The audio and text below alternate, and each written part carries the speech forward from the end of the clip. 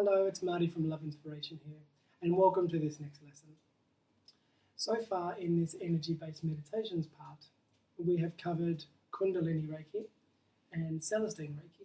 We've introduced you to some self-healing practices for these systems. We've also, in the last lesson, covered the attunement and how you can receive the attunement for these practices. What I want to introduce in this lesson is Usui Reiki.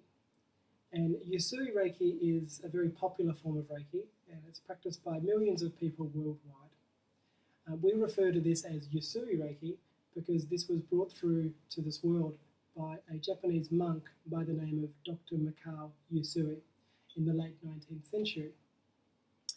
So when most people think of Usui Reiki, they think of the hands-on healing session, whereby a sender is channeling energy through into a receiver. And this is one very important aspect of Reiki. We refer to this as healing others or helping others. But there's another side of Usui Reiki which is also very important, and this is the self-healing aspect. Now this is the aspect that I want to talk a little bit more about in this lesson. So Usui Reiki is learned over 3 levels. We have level 1, which is touch healing. Level 2, where we start to work with more advanced techniques. We introduce symbols. And level 3, which is a master level. Sometimes level 3 is split into 3A and 3B, being a master healer level and then a master teacher level. But level 3 is the master level. So in this lesson, I want to explain the level 1 self-healing practice for you.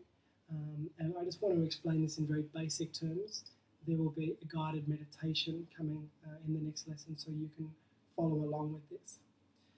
But I just want to make it clear to start with that Usui Reiki also requires that you receive an attunement to practice Reiki and to work with this Reiki meditation. But before we get into the actual practice, I also want to make clear that for those who want to have a go at this meditation, perhaps you want to see what it's like for you without receiving the attunement, and that's also okay. It is said that the Reiki energy is activated by receiving the attunement, and your self-healing will be more effective. Some people work for more energy coming through them after receiving the attunement. But most definitely you can practice hands-on healings without receiving any attunement at all. We are all healing channels, ultimately. So we can practice this hands-on healing, although I would suggest that if you want to feel some more energy moving from your practice, then definitely it's worthwhile taking the attunement. Usui Reiki attunements are generally given in person. We have chosen to also follow this format for Usui Reiki. There are some Reiki masters you can find giving the attunement by distance. However, it's our belief that we like to give people a real hands-on experience from their Usui Reiki training. Largely because there's lots of different hand positions, as we'll get into in a minute. And we feel that the face-to-face sort of hands-on workshop works best for us and to share these Usui Reiki teachings effectively. So let's get into the practice now.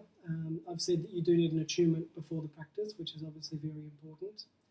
But let's talk about how you would approach a level 1 Usui Reiki self-healing practice.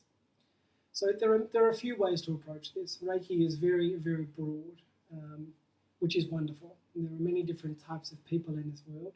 Therefore, there are going to be many different types of way of working with these energies. But I'm going to introduce one main method to you, which is touch healing.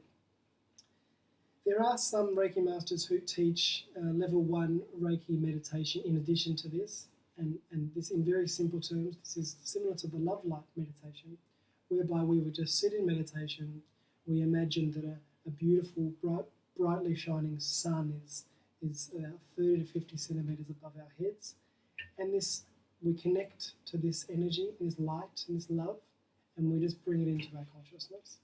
This is a very simple level 1 self-healing practice and can help us to open up our crown and receiving energy and light, which can also help our energy and our health and our well-being.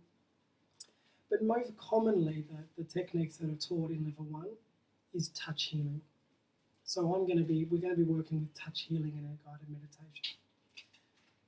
So to start with, in touch healing, we work with a number of different hand positions. And it's taught in the level 1 teachings that it's important when we're doing a self-healing Reiki session or a healing others session that we do a full body treatment. And there are many reasons for this. The chakras, treating the chakras is very important to help the energy distribute throughout our body more effectively. The chakras most notably also relate to the endocrine glands within our physical body, and these glands are responsible for all of the important systems in our body, so the digestive system, respiratory system, etc. So by treating our chakras and by treating our endocrine glands, we're able to effectively treat the entire body. And what this does, and this is very important, Reiki is not said to ever heal you. It's always giving your body what it needs so the body can heal itself. And this is a very, very important part of Reiki and any type of natural healing actually. It helps to accelerate the body's natural healing process. And as I said, this is an important part of Reiki. So full body treatment, very important in Reiki, through hands-on healing in the level 1 practice. So generally we work downwards, starting from the top of our head, working down through the body. There's normally a number of different hand positions at the head area and down through the body. So I just want to talk a little bit now about the hand positions, because there are many types of hand positions you can learn. If you type in hand positions into Google, you will find many different sets of hand positions, many different sequences, and there are many different options you have available. So with this meditation, we are just going to be working with a very basic set of hand positions. We are just going to be treating our chakras, our 7 major chakras, and with this, it is our intention just to share a simple, easy and short practice so that it can help you to connect to these energies. As I said, by treating the chakras, we're helping the Reiki energy to flow to where it is needed, noting that Usui Reiki also works with this aspect of divinely guided energies, as we've talked about in previous lessons. So as you're treating your heart chakra, for example, and you're bringing an energy to this part of your body, we always remember that the energies will always flow to where they are needed for your own highest good, which is divine guidance. So we don't really need to force the energy where we need it to go. We can definitely work with our intention, but the divinely guided aspect of this system helps us just to relax and let the energy go to where it's needed. So let's cover now some of the hand positions, and I'm just going to cover 7 hand positions, 1 for each chakra. Normally a basic Reiki session can be 12 hand positions. Sometimes you can do 16 hand positions. Sometimes you can even do 20 or 24 hand positions. It just depends on how long you have to practice and which areas you wish to treat, what your problem area is, and these types of things. But for this basic self-healing meditation, we're just going to cover 7 hand positions, 1 for each of the major chakras. So we're going to start with on the crown of our head. Now when we're doing our hand positions, it's important to just make sure your fingers are closed, your thumbs are brought into your hands, and your palms are slightly cupped. And the reason for this is that your palm chakras are around about here in your hand. And when you're cupping your palms, it just allows the energy to flow more effectively into the body. Now when you're working with the hand positions, you have a choice whether you want to work just above the area you're treating throughout these positions or put your hands on. I always like to have hands-on healing. I feel a stronger connection in this way, but this is a personal choice for you. So let's go through some of the hand positions now.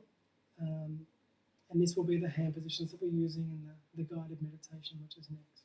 So the first hand position is over our crown chakra, which is just on the top of your head, on the crown of your head. And each hand position we're going to do for around 3 minutes. This is normally a good time.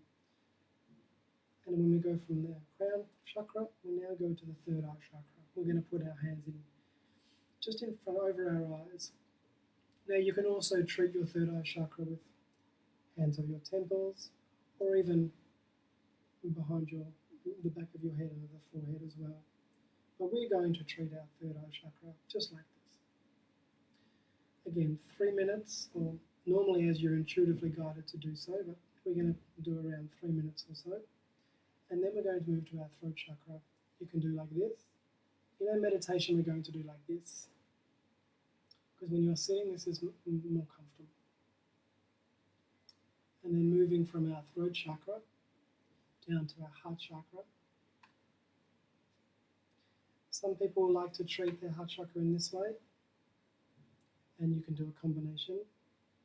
But for this meditation, we're just going to make sure that we try and bring as much light into our heart chakra as we can. Again, three minutes or so, and then moving downwards in the body, keeping it very simple. So this is the solar plexus chakra. And then we'll move down to our sacral chakra. Finally, down to our root chakra. Now, as I've said, there are many different permutations of hand positions, and there's many different types of thinking about which hand positions are appropriate for different situations. And you can find much information about this on the internet. But for now, this simple practice is something that just helps the energy to flow to the areas of the body that we need it to. And we hope that this practice helps you to bring more light into your life. And we look forward to seeing you again in another lesson. Thank you very much, and namaste.